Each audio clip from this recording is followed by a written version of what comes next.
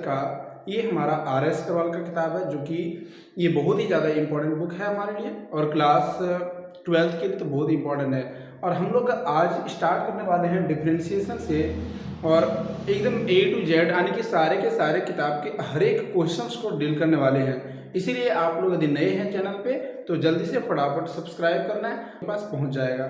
आप लोगों को यदि कहीं भी क्लास 12th के किताब में अभी कहीं डाउट होता है, किसी भी प्रकार का डाउट होता है, तो आप लोग बेझिझक हमारे कमेंट सेक्शन में कमेंट करके बताएंगे। और उम्मीद है कि हम इसे बेहतर ढंग से इसे आप लोगों को समझाने का, डील करने का प्रयास करेंगे। चलिए, तो ये और प्रश्न को जानने से पहले हम दो चार फॉर्मूले को जानेंगे, है ना। और n का जो फॉर्मूला होगा ये हो जाएगा n x n माइनस 1, ठीक है।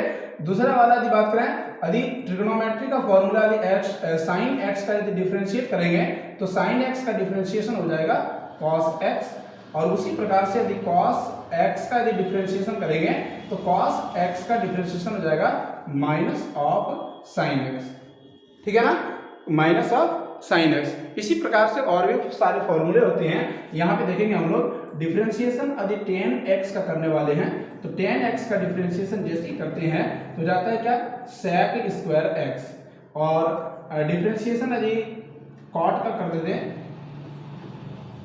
cot x का करेंगे तो हो जाएगा minus of cosec square x। थोड़ा सा और बढ़ते हैं, यहाँ पे डिफरेंशिएशन यदि sec x का करेंगे dx के रूप में। आप याद रखिएगा यहाँ पे जो हमारा वेरिएबल्स के यानी फंक्शंस जिस वैल्यू में रहेगा उसी के रिस्पेक्ट में हम लोग डिफरेंशिएशन करेंगे, ठीक है ना।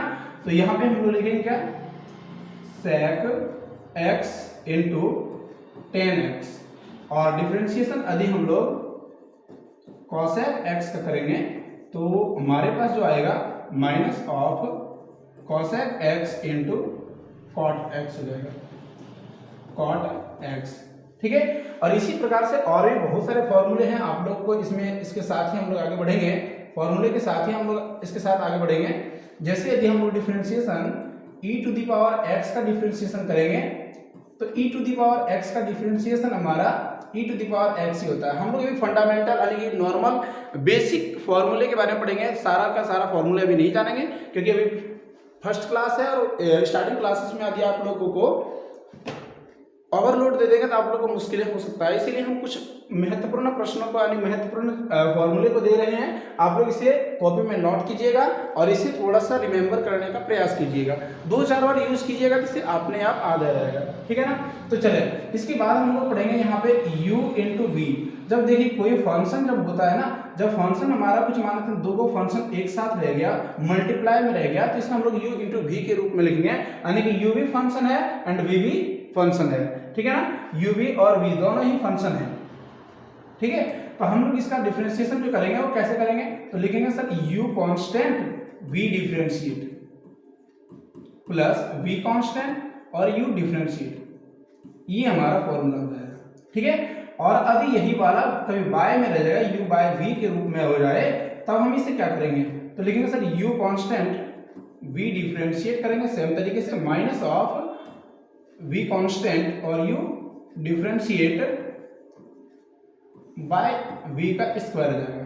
ये बात को थोड़ा सा याद रखिएगा, ठीक है ना, ये बात को थोड़ा याद रखिएगा।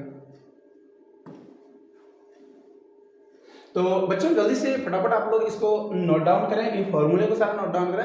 हम फिर से तुरंत ही आप लोगों के साथ कनेक्ट होते हैं अगला प्रश्न आने के 10.1 के कुछ प्रश्नों के साथ। जल्दी से आप लोग इसे नोट कीजिए और वीडियो को लाइक कीजिए।